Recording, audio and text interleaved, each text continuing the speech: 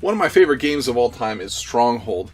Stronghold is a game where there is a siege happening of all these orcs and trolls and goblins that are attacking a human fortress who's trying to fend them off. It's a two-player asymmetrical game that is a lot of fun and I really enjoy it.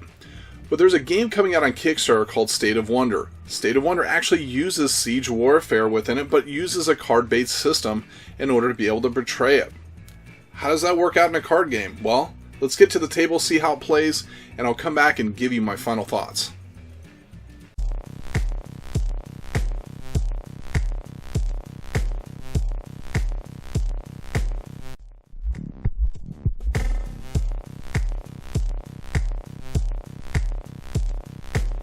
In State of Wonder, you represent a city-state.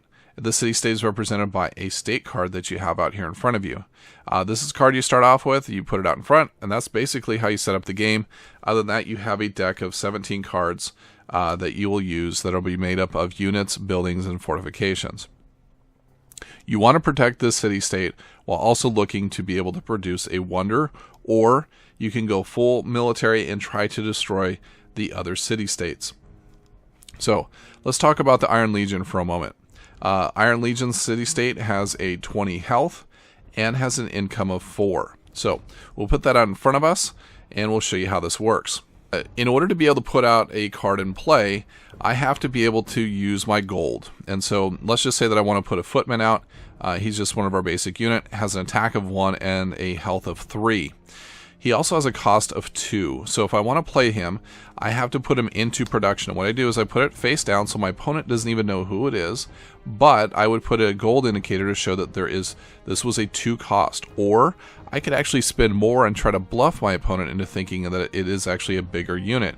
I could actually put all 4 of my coins on it, but I'm wasting out those coins that I could be using to build up for bigger units later on. Once my turn's over with, I would then pass over to my the other players. They would take their turn, and then it would come back to me. At the beginning of my turn, I would then be able to put this card into play, and so this shows them newly recruited. I can do the same thing here with my buildings.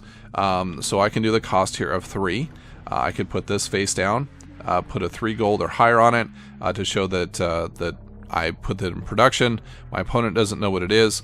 But then when it comes to my next turn, I then would be able to put this directly into play, and this building would come out right to the left. Excuse me, to the left of the city-state. Another option I have is to do a fortification. Now, fortifications are nice. Same thing here. I'd put it in production, put the gold on it. My next turn, it would come out into play. What the fortification does is it actually protects the city-state and the buildings and the units that are within the city. In other words, the attackers or your enemies would actually have to destroy this fortification before they could touch the state, the buildings, or the units that were inside the city-state. Now, there are special rules to get around that, but typically any units that are coming into play, they do have to destroy the fortification before they can touch anything else. You'll notice here that on this fortification, the Pits of Faithless, it has a 4 cost, but it has a 10 health. Now, anytime a building gets attacked, that will stay on there all throughout the rest of the game until it's destroyed and put into your graveyard. Now, I mentioned earlier that you could use the cost, or you could save up the gold that you have and keep it to the next round. So let's say that I only spent 2 on this footman, put him out here. My next round, I would then have 6 gold to be able to use towards anything else. So let's say that I saved up enough to be able to buy another unit. I could actually buy up a 9 champion here who has Assault, Cavalry 4, and Shield. So this game has some special rules to it. So, for example, Assault. This guy enters directly into play. He doesn't have to be newly developed. And so if this militiaman comes out, he would sit out just like this, but he wouldn't be able to attack right away. However, once the Iron Champion comes into the garrison, this Iron Champion can jump right in and attack the other player. And so what's great about that is that you don't have to have a delay. He basically can jump right in. The other advantage he has is Cavalry 4. What this means is that if he's attacking any other units that are non-cavalry, then he gets a +4/+4. So that means if he's battling something like a Syndicate Thug, he's going to have a +4/+4 on him. So which means he's going to be able to do a 7 attack and he's going to have 8 health. That's pretty significant. The other addition is that he's got a shield, which means that anytime he's attacked, the first time he gets attacked during a turn, the damage is ignored. So it's a pretty powerful character to get out, but it does take a little while to build up enough funds to be able to put him out there.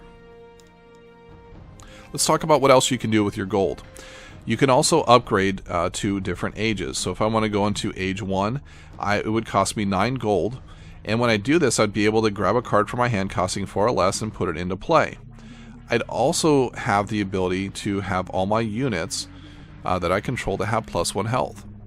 If I move into the second age, I would then be able to put out another card, and it would give me the ability to have a +1 attack and a +1 health. Now these don't stack, you would just move on to the next age. Now, if I want to move on to the backside, which is where my wonder is, I'd have to pay another cost to get into that. And it would come out exhausted. But what would happen is that anytime I would look to add a progression counter here, it would cost me 4, and this would go into exhausted.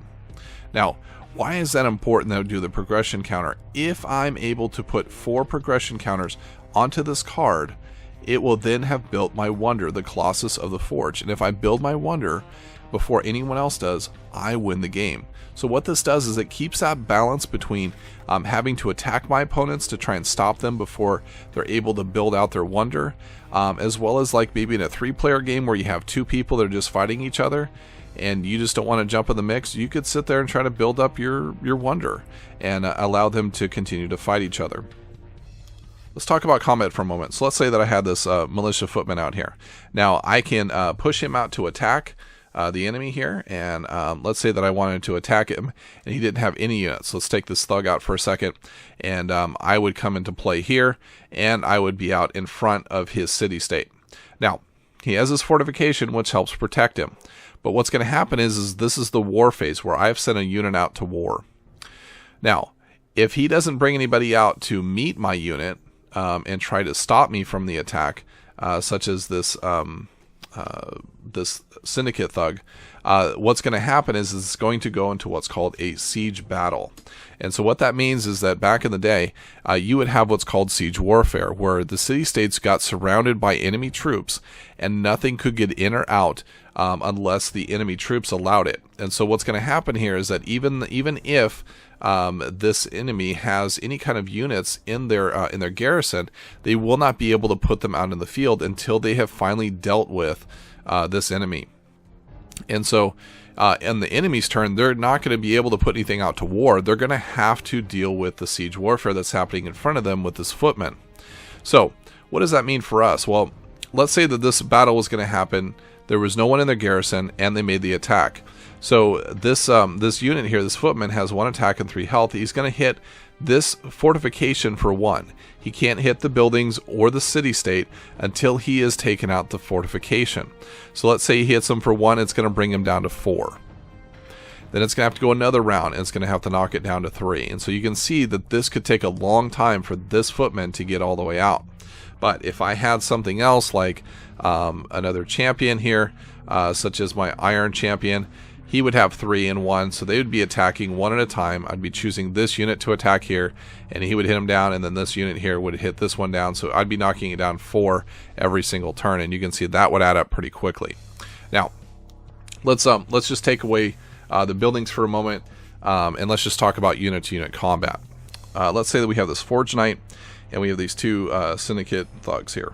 Now, let's take the let's say the Syndicate has to attack first. And so they make the attack. They attack the Forge Knight, and he has a 2/2. So he's going to, not actually wearing a 2/2, but he has a 2 attack, 2 health. And so he makes the attack here, and so he's going to attack once. But this Forge Knight has a shield, which means that the first time the unit takes damage each turn, he's going to ignore it. So he makes the attack, he goes for 2, but he's got an attack of 4. He's going to kill off the Syndicate thug before he can actually do any damage. So he knocks him out, and he's gone. Now that the shield is gone, the Forge Knight's going to turn and make his attack onto the Syndicate thug, and he's going to attack him. He's going to hit him for 4, which is going to completely knock him out, but he's going to hit him back for 2, leaving him with 1 health. Now, if the Syndicate actually had another thug out there, they would have the opportunity to be able to knock him out. It's probably killing off the thug, but the Forge Knight will have taken out 3 different cards. But let's just say that they just had the 2. This unit here is going to be down to 1 health. The great thing about it, whoever's in the Iron Legion, is that this unit is going to regain health in the next turn. And so what's going to happen is that even though at the end of the turn he's got 1 health, he's going to regain those 2 health. So if the Syndicate brings out more units, he's going to be back up to full strength again on his turn. So players will keep playing until there is 1 state standing, or someone is able to build their wonder. And whoever does that first wins the game. And that's how you play State of Wonder.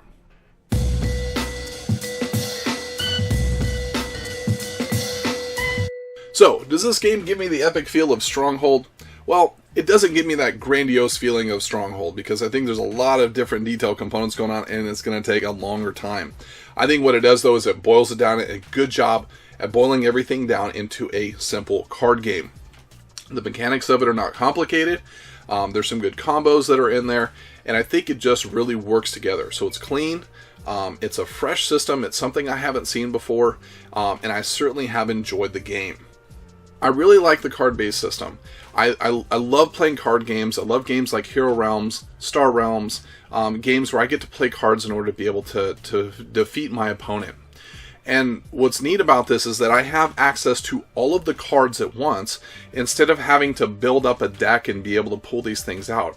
And so I can come up with strategies and things that are a little bit more static instead of more luck-based. So I think if you're looking for something that really does a good job at allowing you to build out a deck versus doing deck building as a mechanic as a part of the actual game that's happening, this might be a game to go check out. The other thing that I like about this game, it's kind of this subterfuge piece where you kind of go, I have something out there that looks like something that you might think that I'm pulling out, but it ends up being a unit or ends up being a fortification. Your opponent has to try to guess at exactly what you're trying to pull off. If I can do good enough job to be able to fortify myself, to stave my opponent off long enough to be able to build my wonder. So what this does is it makes the other opponent have to balance this idea of, do I just do this onslaught or do I build up my forces? And if I take too long to build up my forces and try to attack, this guy might actually be able to pull off getting the wonder up before I can even get my guys out to really go after him. So there's a lot of good potential with the system. And so I'm looking forward to seeing what they do with State of Wonder and how they expand on it and how they add on to it and what kind of new features they're going to put on this. One of the things that you can do if you want to check this out, and I think this is really smart in what they're doing in their Kickstarter, is they've actually created a Tabletop Simulator mod. So if you have Tabletop Simulator, I'll put a link in the description below that'll give you the link directly to the modification, and you can go out and try it for yourself. So what are my challenges with the game? Well, right now, let's say the rules, they're continuing to work on the rule book. So as you look through the rules, there's a little bit of work that needs to be invested in that rule book. But I think what really, once you get past that rule book, you really have a good, solid game. But I really like it. I like how you can upgrade your age. I like how you can upgrade to your wonder. I like how you can and combo some of these guys. I like the combat that it's simple. It's not overcomplicated. You don't have to get a slide rule out and get a chart or a graph or anything like that to figure out who's hitting who and who's hitting what. If you like the concept of the siege warfare, being able to battle between multiple city-states, and being able to build your own deck beforehand to see if you can come up with some kind of cool combo, then go check this out. If it's something you're on the fence about and you're saying, I'm not really sure, if you got Tabletop Simulator, there's no reason why you can't just jump out there. Try it online. I highly recommend this one. Big 2 thumbs up for me. Go check it out. That's State of Wonder. If you're looking for family-friendly content, if you're looking for things that give you a good chuckle here and there, like an epic movie trailer for a board game, or perhaps you would like to see some parody stuff like a bad lip dubbing of some of your favorite content creators, well, come check out our channel, G Club. We'd love to have you as a subscriber. And if you have any questions or comments about this video, please post them in the comments below. With that said, my name is JT, and you've been watching G Club.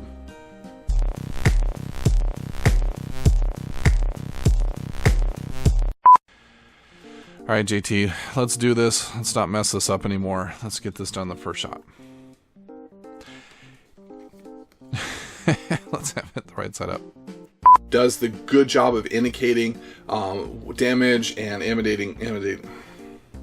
Somebody that likes to have a little bit of fun along with their games. That sounds stupid.